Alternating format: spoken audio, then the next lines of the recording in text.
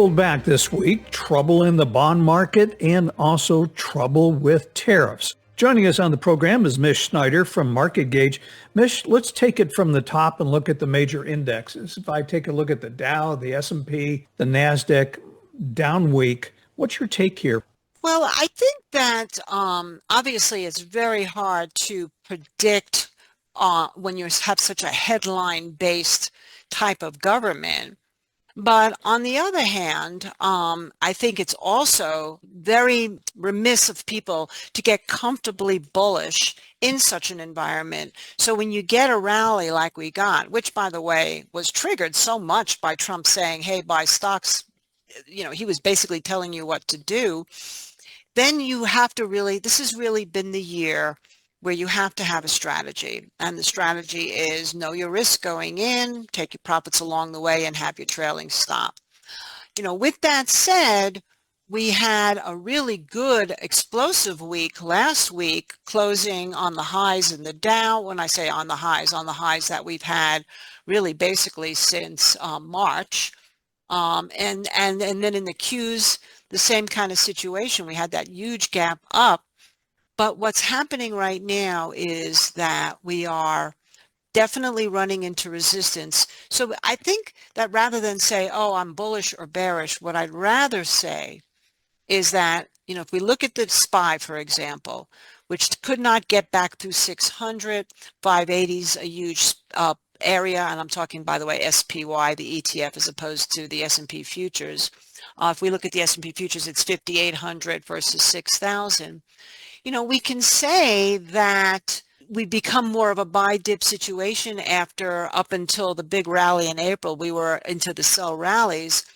But I think you have to really understand that if you're going to be a dip buyer, same thing, you must have a strategy, number one. And number two is what I'm really calling this is Trump's wonderland on a fractured surface. And I think that if you come into investing with that mentality, then you can do a lot better. Have you ever seen a year like we're having this year where everything is driven so much on policy? I mean, one day tariffs are on, the next day tariffs are off. There's so much happening coming out of the administration that can turn the market in either direction. I don't think I can remember for a very long time, at least, any kind of a year like the one that we've had so far. We've had headline-driven years, like, for example, if you go to 2022, which I think is the best comparison to 2025, and we can talk more about that. But in 2022, obviously, with the Federal Reserve being very aggressive and with a high rate of change in terms of interest rate hikes, that was definitely headline sensitive, but it was totally dominated pretty much by the Fed.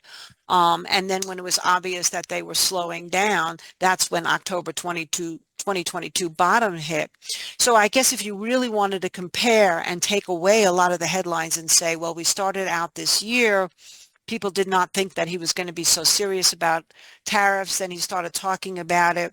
And then when they had the 90-day moratorium, up until this point, now when he's talking about tariffs, it does seem kind of like what we saw with the Fed, in that the impact, although we saw an initial impact like today of the market going down, the impact doesn't seem to be as severe because most people don't even believe anymore that the tariffs will be as aggressive as what they're threatening, because this is what we're seeing now, a new pattern. Threaten high tariffs, like 50%, today with Europe, and yet then scale back or go to a moratorium or come to an agreement. So you have to remove that noise. And I think that while we had the headlines really, like we say, an overnight knee-jerk reaction, at this point, I think it's been basically discounted in terms of the tariffs. Now, other problems, that's something else we can discuss. But right now, in terms of the tariffs, I do believe that most people think the worst is over. And what they see now is a lot of rhetoric. I want to talk about an issue that's dominating the headlines, and I don't care whether it's Trump or anybody that comes after, and that's the debt. And I think we have like 10 trillion of bonds coming due this year, add another 2 trillion with the deficit. And we've had some disruptions in the market. Now, people follow the VIX. We also follow the MOVE index. And we've had some pretty explosive moves in the MOVE index this year. Let's talk about the bond market. Yeah, well, that's so interesting because some people think that that we have a situation where the Trump administration is purposely trying to push things into more of a recession or global recession because then that would force the interest rates to go down. So there is that kind of belief, and people are starting to buy bonds again on the dip. However, I did see today that Besant, by the way, came out and said that they're suggesting that there's a program where banks can actually start buying bonds. So there's that too. But in terms of the debt, even this bill, this tax and spending bill that is now not necessarily going through with the Senate, even though it marginally passed in the House, that also includes a $4 trillion rise in the debt ceiling. That also has to be passed. So what we can really say is that the tax and the spending bill, the tariffs are supposed to give some kind of relief to that, to sort of normalize things. But what we're really seeing is that that may not happen. And so you've got a rising debt, I don't see any real cooling in terms of the spending. And also what's interesting is when you have these high interest rates, the interest payments by the government is tremendous. It's even more than what they pay for some of the social benefits that they pay for, like Medicare. So all of this points to what some people think is going to be a bond implosion, and other people think means that the Fed is going to have to go and relax things because they're going to get more and more concerned about some kind of a rise in a bond debacle, a bond crisis. And we have plenty of people who think we're going to have a bond crisis. I'm not really sure. I don't really like to talk too much about crises because I think we seem to avert them over and over and over again with Band-Aids. But it is definitely something to be aware of. And one last thing I will say about the bonds right now is that we go back to that 2022 scenario where they stopped raising rates. We had the gold and silver ratio peaked out, so silver started to do better. We had the TLT start to do better. We had silver in itself do better. And then the SPY chopped around for a while, but then it eventually, as we got into the spring of 2023, also started to make its move up. And we're sort of mirroring that. So if you look at the TLTs today, the long end of the bonds, the TLTs are up, the yields are down a little bit. I think that it's possible that the worst may be over even in the bond yields at this point. Possible. Yeah, because I mean, you take a look at these bonds that are rolling over. They're in the 2% range. They're going to roll over in the 4 to 5% range, depending on how far out the Fed goes. But I mean, we could see interest on the debt, 1.3 trillion, 1.4 trillion. I mean, that's almost 25% of gross tax revenues. Yeah, exactly. So, yeah. So, I think, you and I have talked about this for years now. I mean, this is like the classic stagflation environment that we're in right now, where the bonds are crippling growth, particularly as we're looking at some of the areas like in the small caps. Certainly, if you look at the mortgage rates right now, they're back at 7.5%. So the consumer is feeling the pinch of it. At the same time, the debt continues to climb, but at the same time that the Federal Reserve knows that with tariffs and the uncertainty of inflation, they can't really do very much about it. This is sort of the house of cards, but like I say, these cracks have been around for a while. That doesn't necessarily mean that the floor is going to fall through. We don't know that yet. Well, let's turn our attention to commodities. I want to talk about uranium since President just issued an executive order on nuclear power.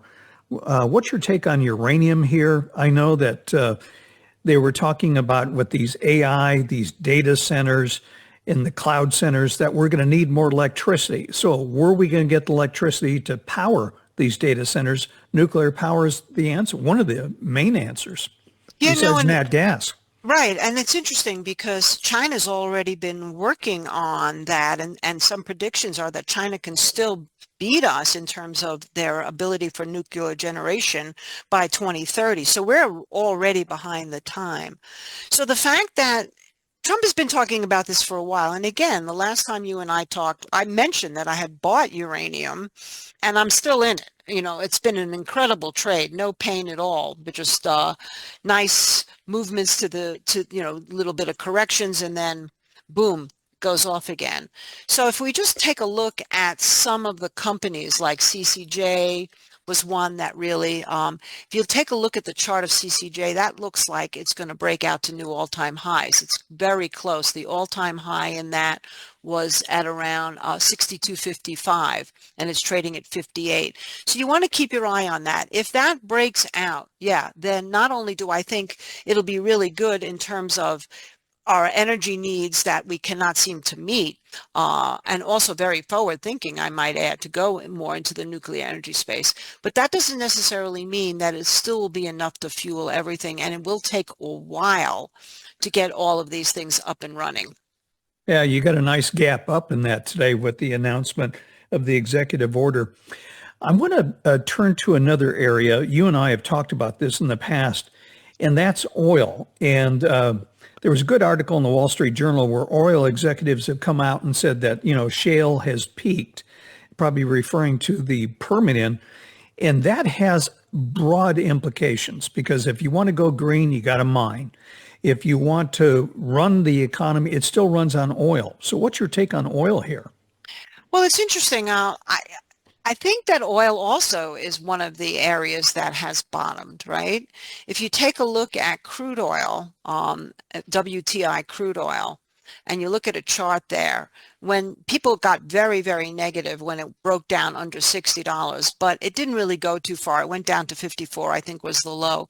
And since then, it's back over 60 as we've been into May.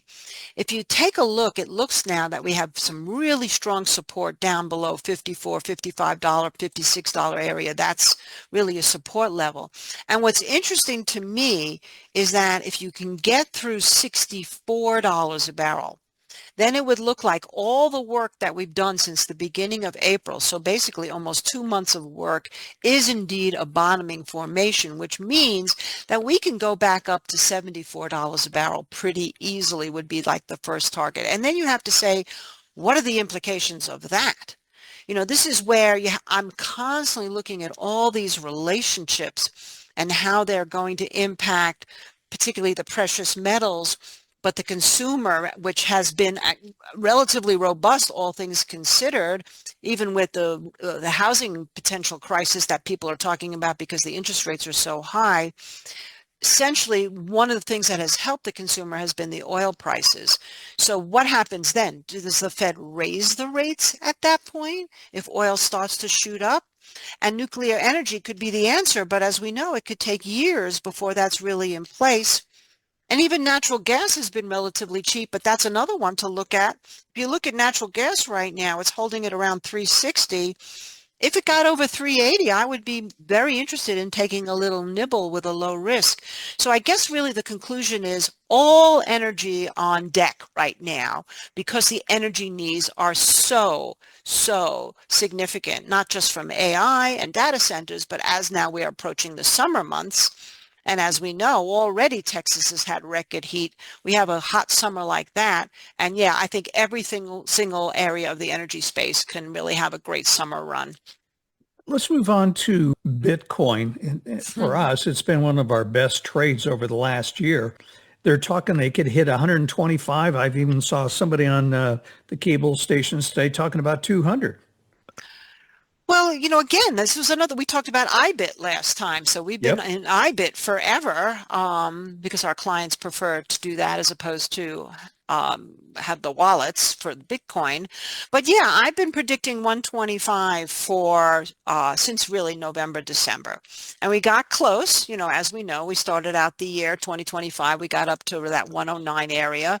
And now once we took out 95 and then 100, it was clear that we would get up to at least 110. That was my first goal. So we're trading right around it right now, except for the one-day spike that we had yesterday. I think the way Bitcoin's been trading, and it's what's beautiful about it is it's so highly technical, is that it makes a new level, right? So we can say now, let's say 105 to 120 112 is this new level.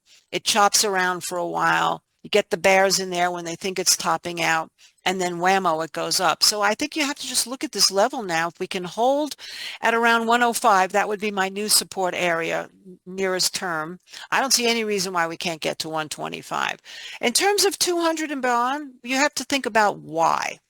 And again, we haven't talked about the dollar yet, but if you take a look at the dollar and just fiat currency in general, but particularly the dollar just broke, DXY just broke a 5 to 6 year business cycle, which means right now that the dollar should be going into a significant downtrend.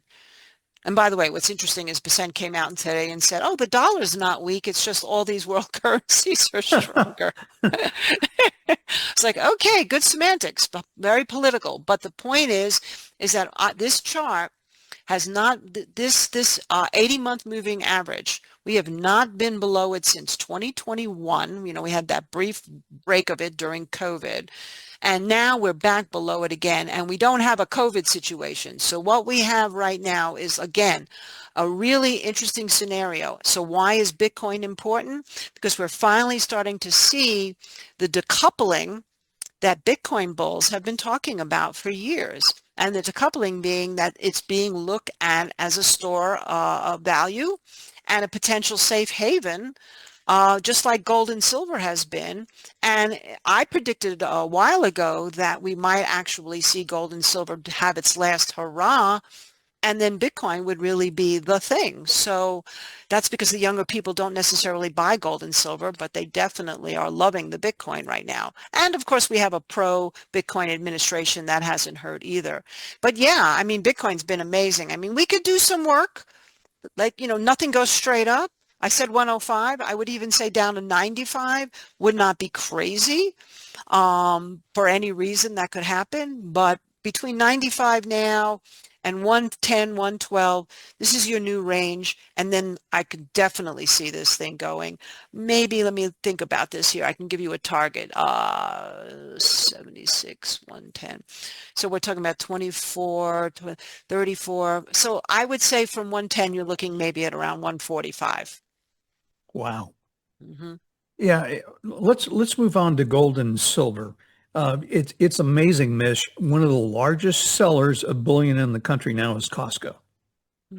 Yeah, I know. I mean, you would never think of that, but I mean, I've seen 10-gram bars. I've seen, and you go on the site and you go to buy it, and when you go to buy it, they go out of stock. I mean, Right. it's absolutely amazing. Yeah. Now, I do find that Ray Dalio, for example, is a little bit of a doom and gloomer. This is with all due respect to the man. He's had an incredible life as an investor.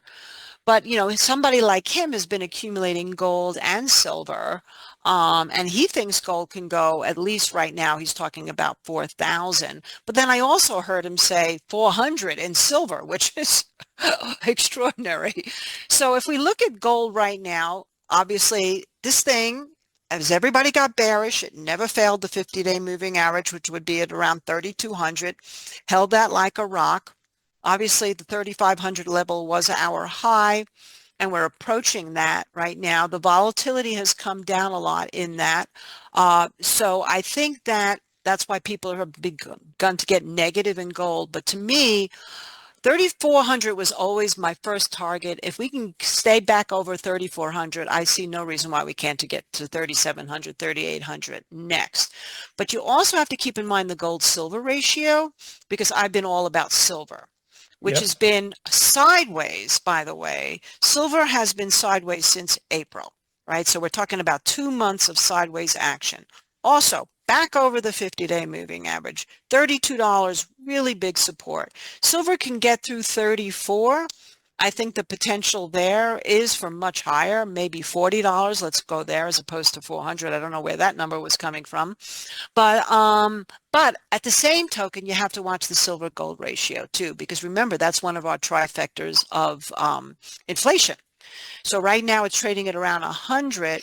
If we see the silver gold ratio break down under 98, I think that would be very bullish for silver, very inflationary. It would go back to what we just said about potential higher in Bitcoin, also in the energy space, whether it's uranium, oil, natural gas. And again, another major pickle for not only the Fed, but for this administration. So yeah, I'm still very bullish in the metals at this point. I see no reason to get negative. Well, this is the highest. We're almost 30% in commodities. And I look at this commodity cycle and I equate it to what happened after the year 2000 when we had the emerging market, especially China. And nobody was looking at that. And people just kind of dismiss commodities. But I think they're just an incredible value right now. Historically, is probably one of the most undervalued periods I've seen in my career in commodities. Yeah, I agree. Now, of course, there's been some pressures like in the food prices because they're all being impacted by tariffs. So if you look at wheat and you look at corn and you look at soybeans, or you look at DBA, which is really the agricultural ETF, a composite of all of them, including the softs, sugar is still inflated, but not necessarily anywhere where it could have been. If you look at coffee, that had a big rally, but it's come off. All the soft grains are not necessarily participating in this potential inflationary scenario. However, that doesn't mean that they won't, especially if we start to see some kind of a softening with tariffs. I think the food commodities right now are really what we're seeing the impact in the tariffs more than anything.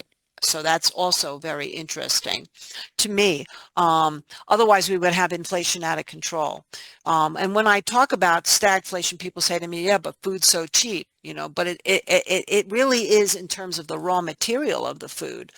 But still much higher than where it was, depending on where you're looking in the softs, than what we saw in COVID time, number one. And number two is if we take a look at, let me just take a look here at corn futures, and we look at historically the corn futures right now. The corn futures are also really trading very low. So you have to say, have the food prices, how are they going to impact the whole stagflation environment? Are they going to be sort of the relief, or are we going to start to see corn get back through 470, in which case, just like oil through $64, we have a whole new conversation. And I, like you, still believe that inflation is out there, that the ratio between commodities and equities is still historically high, and that commodities are still incredibly undervalued. So as you view this market, what would you say would be the best trade that you see out there right now? Well, I'm really sticking to, I'm being very, very careful about what I get involved with. I mean, quantum computing right now has been all the rage. And so I was trading a stock called QUBT for a while. And if you look at the QUBT chart, that looks really hot. It's an extremely volatile stock. It's up 16% as I'm talking to you. However, it looks like it could have some good upside here, with the highs being up around, let's see, where was our high here? Like $20, between 20 and 21. I think if you get through 2021, I don't see any reason why this stock can't go much higher.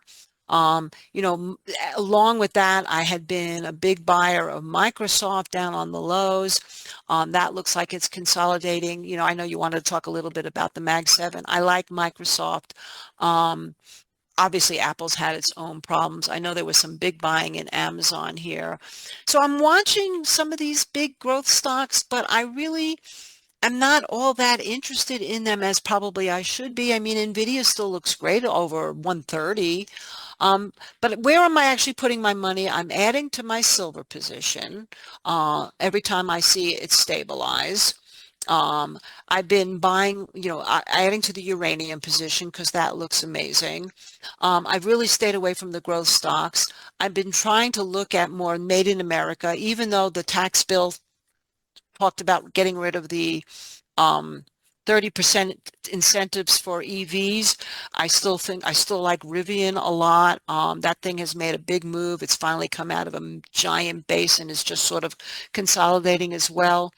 And that's, and I'm watching the bonds.